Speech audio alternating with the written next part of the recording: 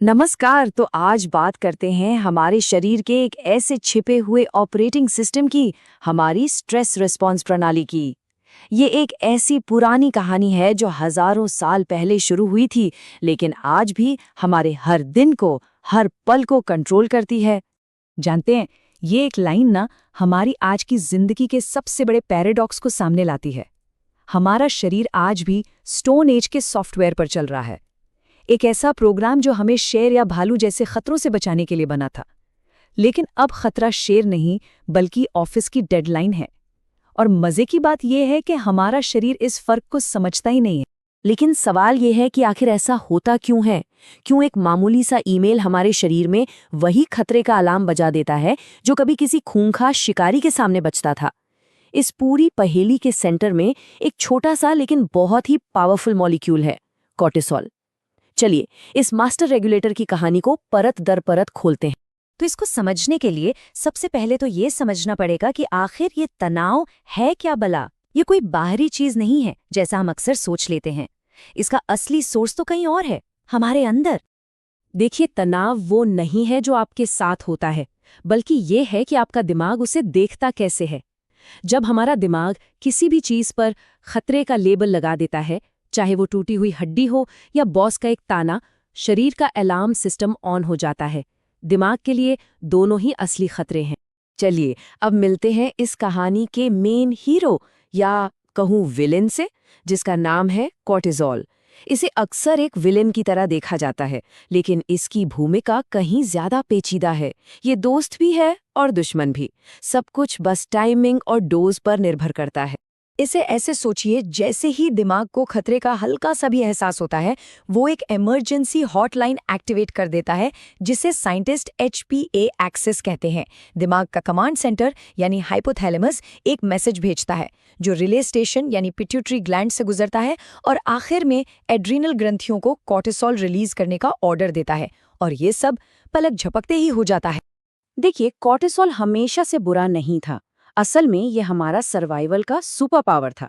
इसका काम था हमें लड़ने या भागने के लिए तुरंत एनर्जी देना, चोट लगने पर सूजन को कम करना ताकि हम एक्शन में बने रहें, और हमारे फोकस को लेजर शार्प करना।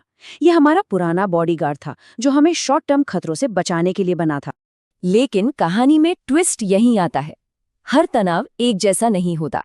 एक होता है अच्छा तनाव, जैसे किसी इम्तिहान से पहले की बेचैनी, जो हमें फोकस करने में मदद करती है। और दूसरी तरफ है बुरा या क्रॉनिक तनाव, जो कभी खत्म ही नहीं होता। और बस यहीं पर हमारा वो भरोसेमंद बॉडीगार्ड एक खतरनाक दुश्मन में बदल जाता है। तो क्या होता है जब ये अलार्म बंद ही नहीं होता, जब शरीर को कभी ऑल क्लियर का सिग्नल मिलता ही नहीं? इसके जो नतीजे होते हैं वो हमारे शरीर और दिमाग को अंदर से खोखला कर देते हैं। लगातार तनाव सचमुच हमारे दिमाग की वायरिंग ही बदल देता है।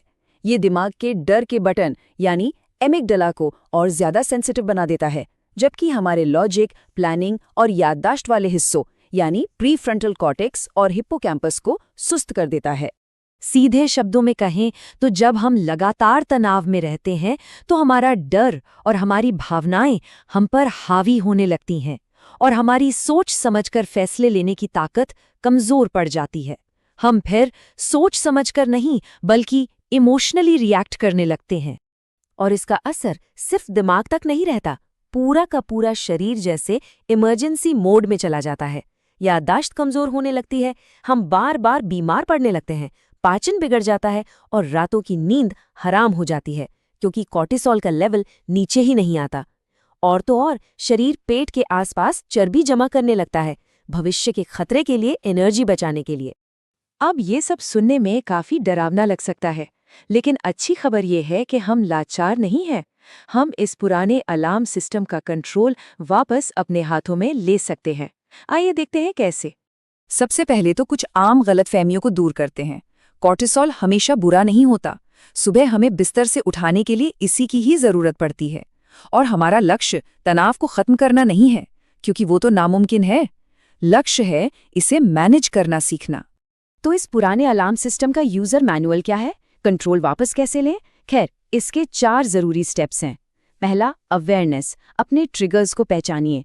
दूसरा, सांस, गहरी सांस लेकर शरीर को सब ठीक है का सिग्नल दीजिए।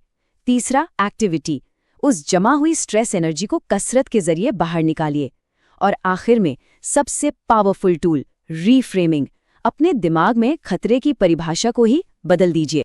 और आखिर में इस सोच पर गौर करते हैं, असली दुश्मन तनाव नहीं है, बल्कि वो तनाव है जो हमें पता भी नहीं चलता और लगातार बना रहता है।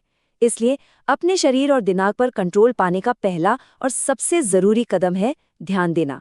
ये जानना कि आपके अंदर क्या चल रहा है, यही बदलाव की असली शुरुआत है।